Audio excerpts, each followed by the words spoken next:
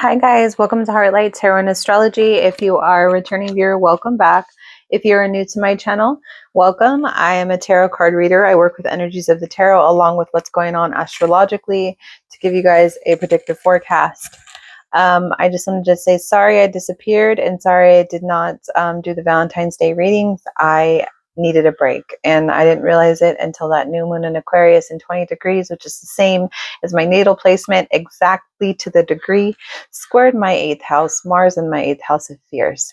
So I realized I needed a break and that this mama, this full-time working mama wife and, fur baby wife as well, needed a break, and I needed to change my schedule around to better suit the needs of you guys, along with taking care of myself, because if I don't take care of myself, I can't take care of others.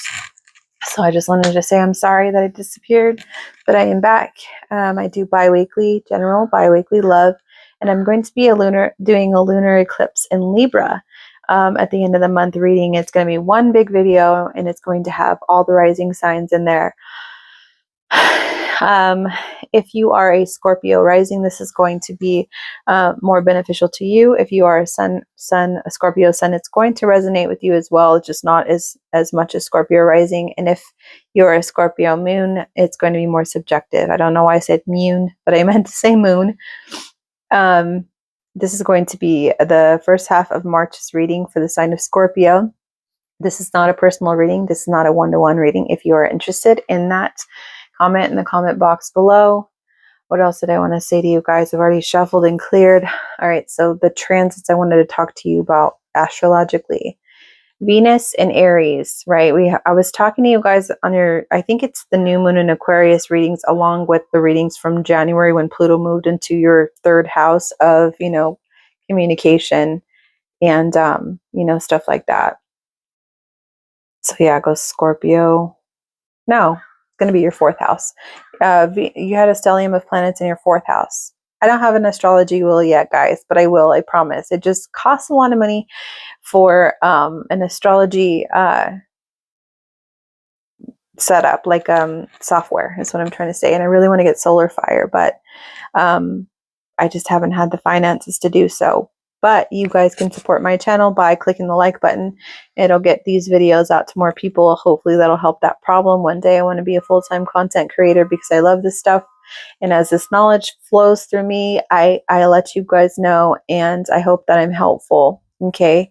So Venus in your 4th house of home and family, behind the scenes, what happens in your day-to-day life at home, your, generational, curses, or your, your roots, your foundations, like how your parents were as kids, and now you are a certain way because of how they taught you to be. So you literally had a stellium of planets in your 4th house. And Venus on March 3rd is squaring Uranus and Taurus in your 7th house of relationships. So you might be feeling a pull between who you are in your relationship and who you want to be in your home. Okay. And the fact that Venus is there, you might be wanting to go out and have a good time instead of being at home. Maybe you wanted to go out and do some kind of like humanitarian movement and just kind of just break free. Like in Aquarius, they're free spirits, and then they're humanitarians. And you might be feeling very passionate about the outside, world, or like a collective group of people. It's squaring Uranus and Taurus. Uranus has been in your 7th house of relationships, so maybe it's shaking up your marriage a little bit, your partnership. The fact that it's going to be squaring it's going to bring even more attention to your relationship. So just keep that in mind. The 8th of March, your Mercury conjuncts Neptune and Pisces.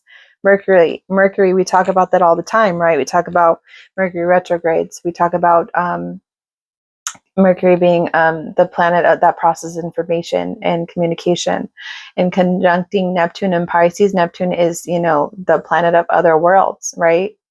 And our relationship to them. Pisces, it's also in its home in Neptune's, because Pisces is very dreamy, and it goes well with Neptune. I wouldn't say well collectively, but that's its home. So you might be feeling like information is lost somewhere. You might be feeling the need to go with your intuition rather than what's cold hard fact. You might be feeling just foggy, right? Your brain might feel really scattered and hazy. So if you do have to do anything in regards to, working or, anything serious, signing contracts, I would hold off on any of that. If you have to work, just make sure you double check your work, take your time, okay? Because you're going to need plenty of time to kind of get lost in thought, and that's okay. Just work with the punches of life, right? Just make sure you double check your work on that day. March 9th, Mars in Aquarius squaring Uranus in Taurus. So Venus just moved through there, right? Wanting freedom, kind of freedom in relationships. Mars is going to move through there fighting for some kind of cause, because Mars is the planet of action and aggression and fighting, right? So, the fact that it's going to be moving to your fourth house, there might be some kind of arguments as far as being free. That can be happening behind the scenes. The Sun in Pisces is going to happen the same day, and it's going to sextile Uranus and Taurus. Mercury enters Aries. Mercury entering Aries, it's going to make you feel, what do I think about this? What kind of decisions am I going to make in regards to this? How does this affect me? So wherever Aries is in your chart, Mercury is going to be working with that energy of Aries. On the 11th, Venus enters Pisces. Let me get these cards up for you now that I'm almost done.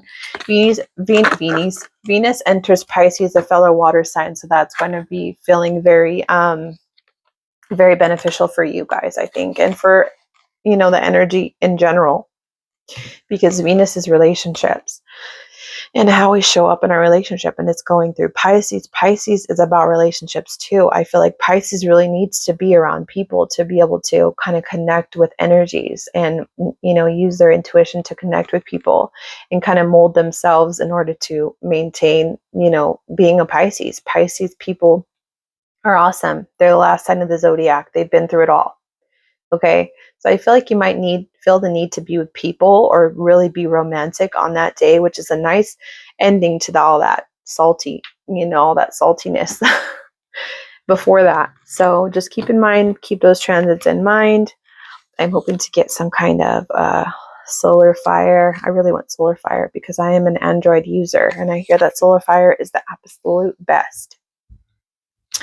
But anyways, I'm doing my best here with what I have. So you guys got the 7 of Wands, and it's clarified with the moon. You might be setting up some kind of boundaries, but now you're trying to think, are these the boundaries that I want to set? Do I really want to, be this assertive? Am I being too assertive? The moon is just kind of like this,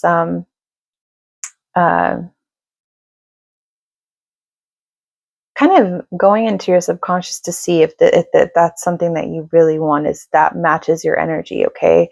And the moon's here is telling me, maybe because there is a lunar eclipse in Libra coming up soon, and you have the 7 of Wands here soon, maybe this moon is going to push you into creating more boundaries. Maybe being assertive is something that you've had a problem with, okay? Maybe this lunar eclipse in Libra at the end of the month, hit the notification bell if you haven't yet, because I'm going to be posting those videos towards the end of the month. But maybe this moon is the next step for you. Maybe you realize that you need to be more assertive, that you need to start standing your ground on certain things instead of being so relaxed. Maybe that's the energy that you're going to feel with this Mars in Aquarius. You might be feeling like you want to fight for something. You want to fight for boundaries for yourself and for, your family and for your home. That could be it as well. Maybe there's too many people that come up in your home and it's affecting your marriage. Who knows?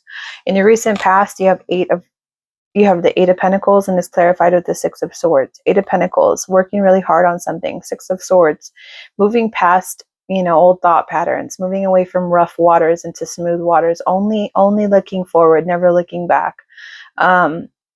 Leveling up in your thought process and your communication. So in your recent past, we're working hard and working on communicating with people and working on the way that you thought, because it was starting to become maybe negative because it precedes the 5 of Swords, which is bully energy. I mean, you can literally be fighting with yourself. Maybe you just decided not to fight with yourself anymore and just to work really hard and to just continue to, go towards things that are more clear, that make you more clear-minded. And because of that, you're noticing it's working, and you're just feeling like maybe I need to assert some boundaries. Maybe this lunar eclipse in Libra is, the way to go. And maybe it's going to push you that way, or maybe it's going to help you to fight for some kind of cause. Page of Pentacles clarified with the Two of Wands. Page of Pentacles, new financial endeavors. It is learning something new in regarding to your foundations and your finances. Maybe that's that energy of, Mars moving through Aquarius. Maybe there's so many things that went through your fourth house, and it's just kind of causing you to think more in a different way and a fresh perspective of what kind of foundation you want to start building with your money. It's clarified with the Two of Wands. Yeah, like you have two different ways of being, two different, you're going to have two different ways of living, and you're going to be able to choose which one you want based on what you've been through, okay, and what you've been working towards. And you're going to be asserting your boundaries and kind of starting to create a different kind of foundation that you didn't think that you needed, okay? But, maybe things at home and things in your marriage have been changing, and you need to take a different path. You need to take actions on a different kind of financial, venture, or maybe really like thinking about yourself and your family and the legacy that you're leaving. You're ready to start something new, okay? All right, Scorpio, I'm going to get you guys a animal spirit card, and then I'm going to pull you guys two clarifiers. You guys are my last reading for the day, so hopefully my voice is not too raspy. I was trying to do all my readings in one day. I'm just filling out this new schedule that I have for myself. So we got Earthworm. You're the second person to get that today. And I was saying before that the Earthworm, it just gives me these vibes of hiding, right? And they kind of hide and they live off the earth. They go through the circle of life as far as like, feeding the birds, and we need the birds for this. And, it's like part of the circle of life.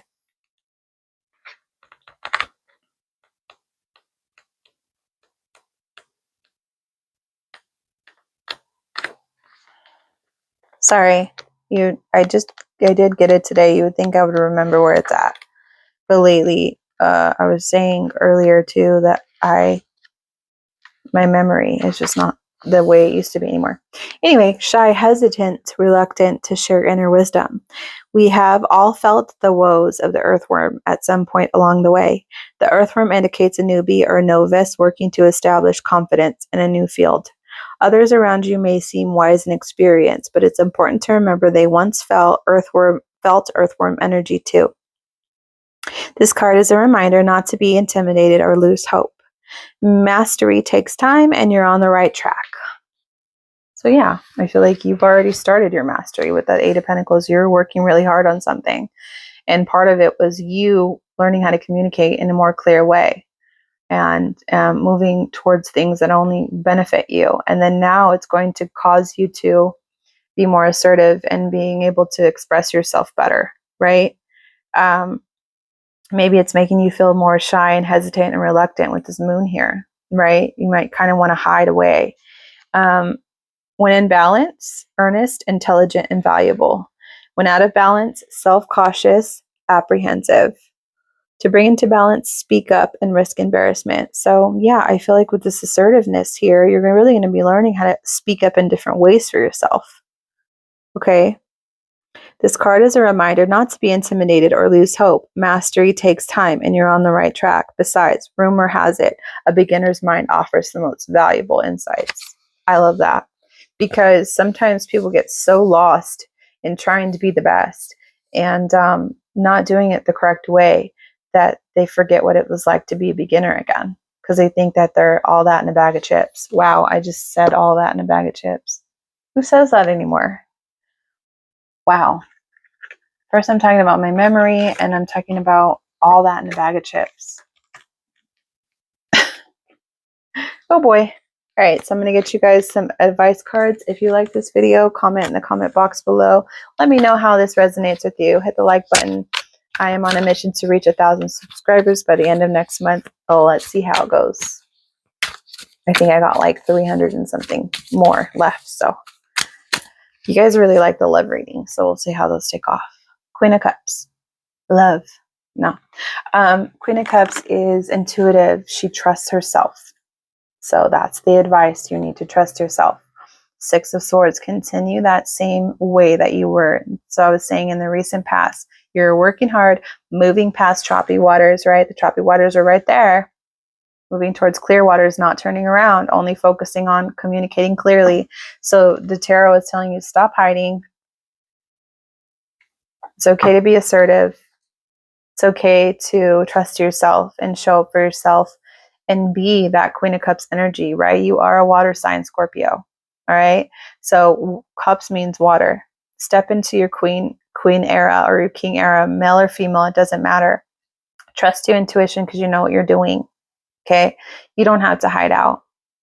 And I feel like once you speak up, people are going to learn from you. They're going to be like, damn, that girl's a rookie, but she ain't. You know what I mean?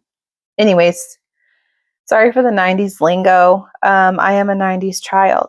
So anybody else a 90s child, comment in the comment box below and let me know what your favorite style was or your favorite song. But yeah, I'll see you guys again in the love readings and take care. Bye.